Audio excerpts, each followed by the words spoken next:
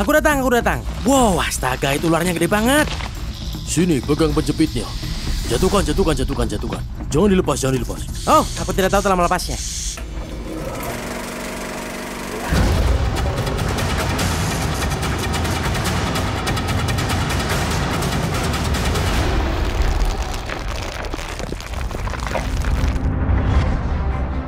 Ada pepatah lama. Jika awalnya kamu tidak berhasil, coba lagi. Dalam hal menampilkan ular dari kayu yang sulit ditangkap, pepatah itu tampaknya menjadi moto tim kami. Ya ampun. Medan yang kami lalui untuk mencari ular derik merupakan tantangan yang belum pernah kami lalui sebelumnya. Ini adalah perjalanan ketika kami mencari ular kayu. Dan rasanya makin sulit. Matahari juga benar-benar terik. Kalian bisa lihat jarak yang begitu jauh di belakangku. Lereng gunung inilah yang pada dasarnya kami daki untuk mencari gugusan batu yang sempurna, di mana ular-ular akan keluar dan berjemur. Ini sudah pasti menguras tenaga kami. Aku akan susul Tim dan Mario. Pendakian ini benar-benar menguji tekad kami untuk menemukan ular-ular ini.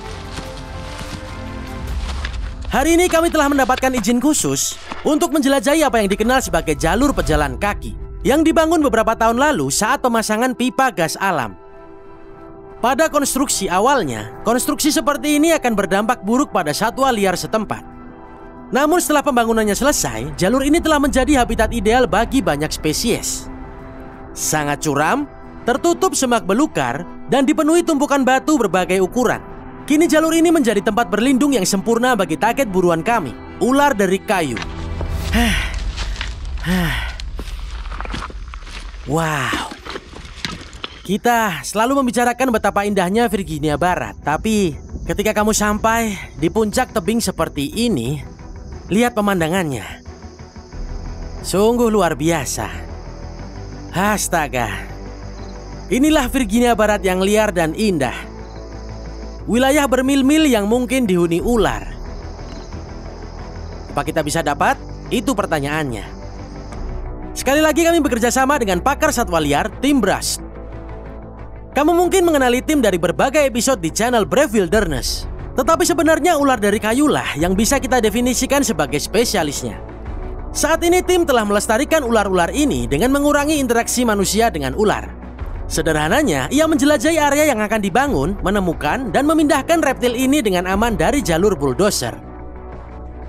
Selama proses ini, dia juga mengedukasi kru lapangan tentang hewan-hewan yang disalahpahami ini, yang membantu menjaga ular tersebut tetap hidup dan manusia aman dari pertemuan berbisa yang tidak diinginkan.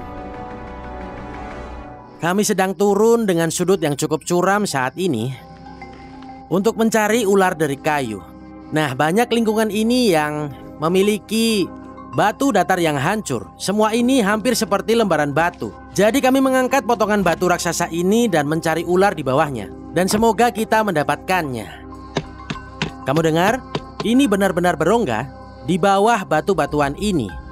Ini sangat besar, yang artinya kita tidak bisa membaliknya.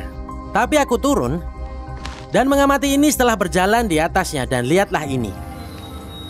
Itu di sana adalah tempat yang sempurna untuk ular dari kayu bersembunyi. Kamu tidak ingin memasukkan tangan ke atas dan ke bawah batu seperti itu untuk menyaring dedaunan. Gigitan ular dari kayu bisa membunuh kamu. Ini soal menjelajah area dan mencari. Semakin luas area yang kita jelajahi, semakin besar peluang kita menemukan ular itu. Belahan bumi barat adalah rumah bagi 32 spesies ular derik yang berbeda. Dan menurutku, ular dari kayu adalah salah satu yang paling ikonik. Sudah bertahun-tahun kami mencoba berbagi spesies ini denganmu. Tapi hari ini, segalanya akan berubah.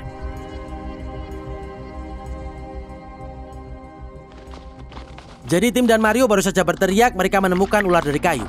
Aku jalan secepat mungkin menuruni lereng batu ini. Aku datang. Oke, ini dia. Kita dapat ular dari kayu. Ya ampun, ular itu cantik. Oke, sepertinya kita dapat 2 ular. Jadi sekarang kita mengantongi ular itu untuk melihat apakah kita bisa mendapatkan yang lebih besar. Ular yang besar, sangat-sangat besar. Oke Tim, kamu butuh bantuan apa? Wow, astaga, itu ularnya gede banget. Tunggu, kita tidak bisa. Sini, pegang penjepitnya. Kamu dapat? Iya. Hati-hati, di sini badannya. Hati-hati, ada ular lain di sekitar sini. Jadi yang terjadi saat ini adalah ada ular yang sangat besar di bawah batu ini. Situasinya sangat bahaya, kamu bisa lihat betapa curamnya di sini, jadi kita harus berhati-hati. Juga ada ular lain di dalam bebatuan, jadi kita akan perlahan mengambil potongan batu itu dan kita lihat apa kita bisa mengambil ular itu. Coba lihat nih, ada serpihan kulit ular tersebar di mana-mana. Kita telah menemukan titik rawan. Pendakian yang cukup jauh untuk sampai di sini, tapi akhirnya kami mendapatkan seekor ular dari kayu. Dan ada banyak.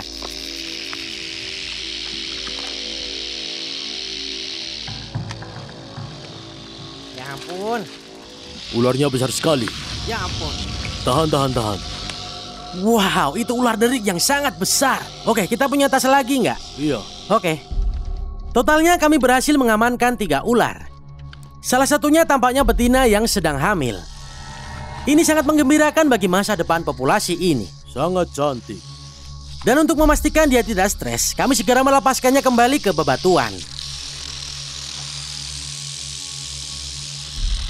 Jangan sampai kita lebih dekat. Gimana nih Mario? Akhirnya kita mendapatkan ular kayu kita. Kita dapat ular yang banyak. Ya ampun. Itu ular yang cukup besar. Baiklah, jadi yang akan kami lakukan adalah memasukkan ular itu ke dalam kantong ular untuk saat ini. Itu ular yang besar tapi kita nggak bisa syuting di sini. Kita harus bawa mereka ke tempat yang lebih terkendali. Jadi kita akan mengantonginya di bawah dan balikin ke sini untuk dilepas. Saat mengantongi ular, kita harus mengamankannya di bagian belakang kantong dengan kait ular. Dan juga harus berhati-hati. Kulit ular nih. Ini berarti adalah populasi ular derik yang sehat dan berkeliaran di daerah sini. Kita menemukan sumber utama ular derik. Ini sudah pasti. Setelah 2 ularnya kami dapatkan, kita mulai pendakian yang cukup sulit kembali ke sisi curam jalur pendakian. Proses ini sangat lambat dan sangat rumit. Mario, kamu gak apa-apa? Sini ku kasih tahu. Ini sangat berat untuk lengan bawahku. Kau harus menjaga ular itu jauh dari tubuhmu agar tidak berayun ke arahmu. Ular dapat menggigit melalui tas dengan mudah dan kebanyakan orang tidak berbisa saat mengangkut ular seperti ini. Jadi aku harus sangat berhati-hati. Ini ularnya dan disitulah asalnya. Dan itu adalah tujuan kita. Cukup berat tapi sepadan.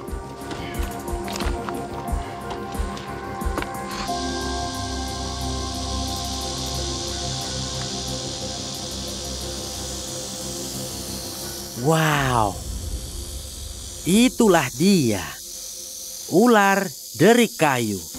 Ini adalah upaya ketiga kami untuk menemukan salah satu reptil ini di alam liar. Dan astaga, yang ini tampan sekali. Nama ular derik kayu berasal dari fakta bahwa kita menemukan ular ini di daerah hutan dan mereka memang tersembunyi. Kecuali kamu tahu persis apa yang kamu cari, peluang kamu untuk melihatnya cukup kecil. Kecuali kamu menemukannya secara tidak sengaja dan ia memberi peringatan berupa deraknya, kamu mungkin akan langsung melewatinya.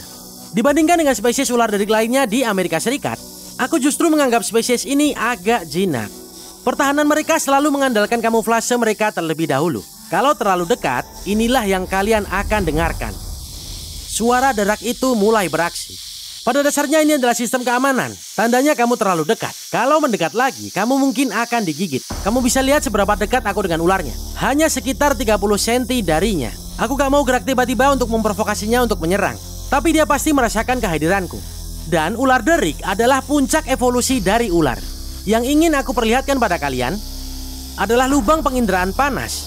Tepat di depan mata dan tepat di bawah lubang hidung. Yang memungkinkan ular ini mendeteksi tanda panas dari mangsanya. Pada dasarnya mereka hanya perlu menunggu seperti predator penyergap. Menunggu mangsanya mendekat, lidah mereka akan menjulur. Mereka akan merasakan zat kimia, bau mangsa tersebut. Lalu dengan lubang penginderaan panas tersebut, mereka dapat mengasah hampir seperti rudal pencari panas. Lalu menyerang dengan taring besarnya. Ingat, taring ular ini seperti jarum suntik. Begitu mereka menyuntikkan bisa, mangsa tersebut hampir tidak memiliki peluang untuk bertahan hidup. Jika mangsanya adalah sesuatu seperti kelinci atau tikus atau bajing dan mereka kabur, ular itu akan mengikuti aroma mangsa tersebut hingga ia takluk pada bisanya dan kemudian ia dapat menelan mangsanya. Dan taring-taring itu bekerja secara terpisah dan mereka hampir menggunakannya seperti kait pengait untuk menarik mangsanya mundur ke dalam mulutnya. Taring memang merupakan gigi yang dimodifikasi, tetapi semua ular memiliki beberapa garis gigi di dalam mulut mereka yang terus-menerus diganti sepanjang hidup ular itu. Jadi saat taring menarik mangsanya, gigi lain mendorongnya kembali ke tenggorokan dan mereka menelan mangsanya utuh-utuh. Dibandingkan dengan spesies ular derik lainnya di Amerika Serikat, menurutku ular dari kayu lebih suka menyergap daripada nomaden. Mereka akan selalu menunggu dan menunggu mangsanya datang. Mamalia kecil atau amfibi kecil apapun yang mereka temui di lingkungan hutan merupakan mangsa yang sempurna.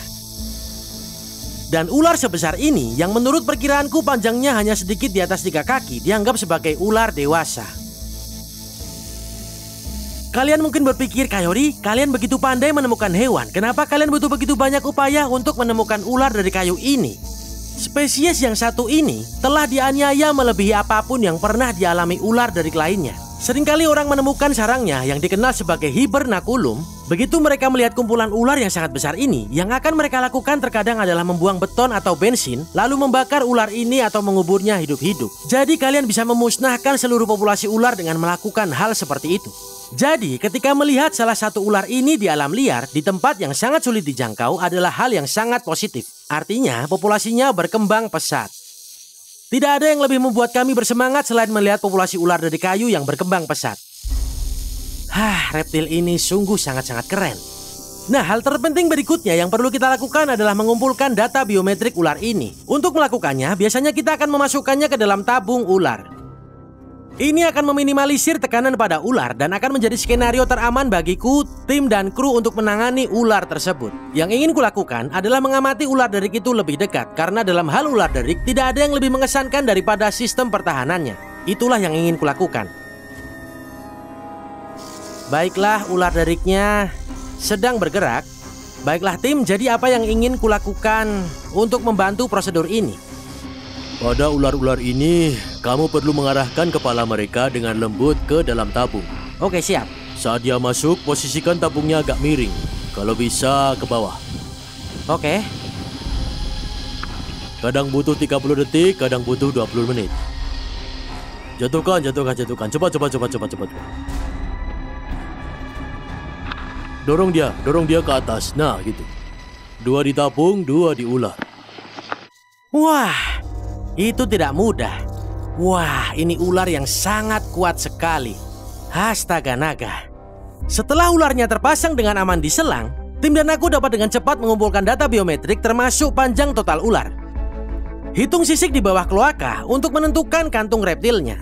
Dan yang terakhir, hitung tombol kerincingnya. Ini tidak memberitahu kita tentang sesuatu yang ilmiah secara spesifik. Cuma keren aja untuk membandingkan ular kerincing. Kerincing ini adalah salah satu aspek paling unik dari ular ini. Dan kerincing ini sebenarnya terbuat dari sisik yang dimodifikasi. Kamu bisa lihat bagaimana ia tumbuh dari ujung ekor ular derik itu sendiri. Dan di dalam ekornya terdapat sekelompok otot yang sangat khusus untuk memungkinkan ekor bergetar dengan kecepatan yang sangat tinggi yang menyebabkan ini berbunyi. Jadi aku bisa menderiknya sendiri. Seperti itu, atau aku melepasnya dan ular itu akan menderiknya sendiri. Nah, deriknya terbuat dari sesuatu yang dikenal sebagai keratin, bahan yang sama dengan sisiknya. Dan juga bahan yang sama dengan rambut dan kuku kalian. Orang-orang selalu ingin tahu, apakah isi dari derik sebuah ular? Sejujurnya, tidak ada sama sekali. Mereka sebenarnya adalah segmen berongga yang saling bertautan. Mereka dikenal sebagai kancing, dan ketika mereka bergetar satu sama lain, dari situlah kamu mendapatkan suara deriknya. Nah, kamu tidak dapat menentukan usia ular derik berdasarkan jumlah dari kancingnya. Orang kira seperti lingkaran pohon, jika kamu lihat kancingnya, kamu dapat mengetahui usia ular tersebut. Itu tidak benar karena sepanjang hidup ular, dia dapat kehilangan bagian dari deriknya. Tetapi, kancing baru akan muncul setiap kali ular ini berganti kulit. Nah, ular ini punya 1, 2, 3, 4, 5, 6, 7, 8, 9, 10, 11, 12, 13 kancing pada derik ular ini. Jujur aja ini derik terbesar yang pernah kulihat pada semua ular derik yang kami tampilkan di channel Brave Wilderness. Sungguh aspek yang unik dari evolusi ular ini yang membuatnya sangat berbeda dibandingkan dengan ular lain di seluruh dunia. Wah, keren banget ya, menghabiskan waktu yang luar biasa untuk mencari dan akhirnya menemukan ular dari kayu. Ya beginilah guys.